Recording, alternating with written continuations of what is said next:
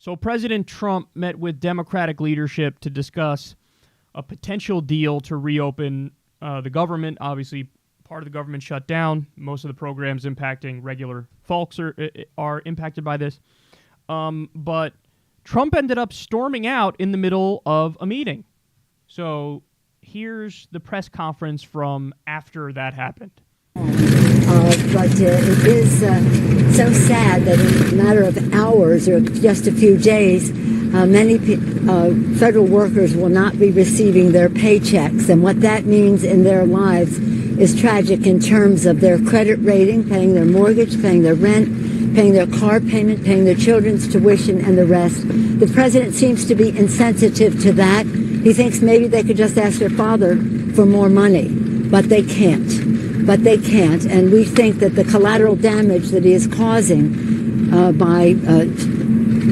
going to yield to the leader to talk about that. But I would say this, if you don't understand financial insecurity, then you would have a policy that takes pride in saying, I'm going to keep government shut down for months or years, unless you totally agree to my position. I yield to the leader. Yeah, well, unfortunately, the president just got up and walked out. He asked Speaker Pelosi, will you agree to my wall? She said no. And he just got up and said, then we have nothing to discuss, and he just walked out. Again, we saw a temper tantrum because he couldn't get his way, and he just walked out of the meeting. I asked him to open up the government, that tomorrow so many people will have trouble paying their mortgages, paying their bills, dealing with situations when they don't get paid. And I said, just why won't you do that? We'll continue to discuss. We're willing to discuss anything. And he said, if I open up the government, you won't do what I want. That's cruel. That's callous. And that's using millions of innocent people as sort of pawns. And it was wrong. And then a few minutes later, he sort of slammed the table. And when Leader Pelosi said she didn't agree with the wall, he just walked out and said, we have nothing to discuss. So he said it was a waste of his time. That is sad and unfortunate. We want to come to an agreement. We believe in border security. We have different views. We've already offered the president our proposals, which has sat on his desk for several weeks. But this was really, really unfortunate and, in my judgment, somewhat unbecoming of a presidency. Oh, my God, Mr. President. Well, I don't think you're acting like a gentleman, good sir. This is quite unbecoming of a president, if I don't say so myself. Oh, God. I mean, the finger wagging, come on, it's hilarious. And then he said, I don't agree with you. And Mr. President, I think you're wrong. Because he got up and he walked out. He walked out. They're just, listen, Chuck Schumer and Nancy, they're just from a different era in politics. Everybody has to believe in civility and decorum, and sure, we're all plundering elites, but we're together, aren't we? And so we can work together to keep screwing Americans. And, so Donald Trump is kind of the embodiment of the far-right base id, and he doesn't know how to deal with it. And then I told him, Mr. President, I think you're being quite unreasonable. As if Trump is going to be like, you know what? Chuck, you make a tremendous point, an unbelievable point. And now, I can see it from your perspective. That's never going to happen.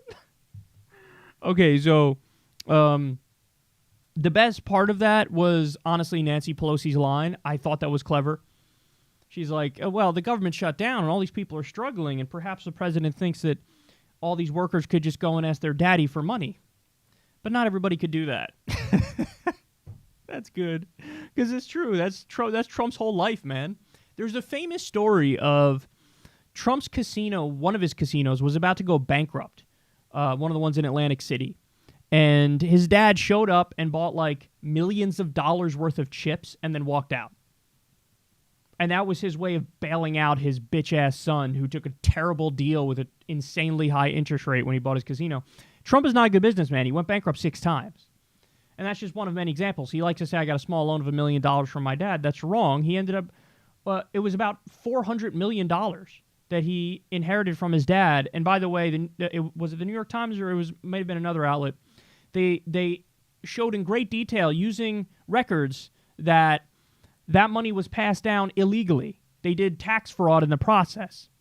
So he's had a silver spoon in his mouth his entire life. Now, having said all that, what's fascinating is, keep it real. This is Donald Trump fighting for what his base wants.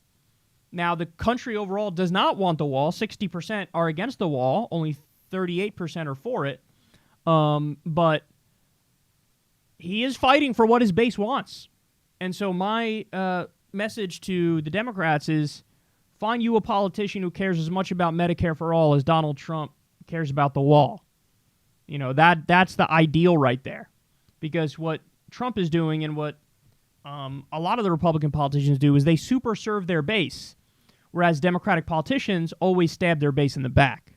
And that's the difference. And we need some Democratic politicians who are actually going to represent their base, because it turns out that the base of the Democratic Party, when you go policy by policy, that actually represents the overwhelming majority of the American people. So,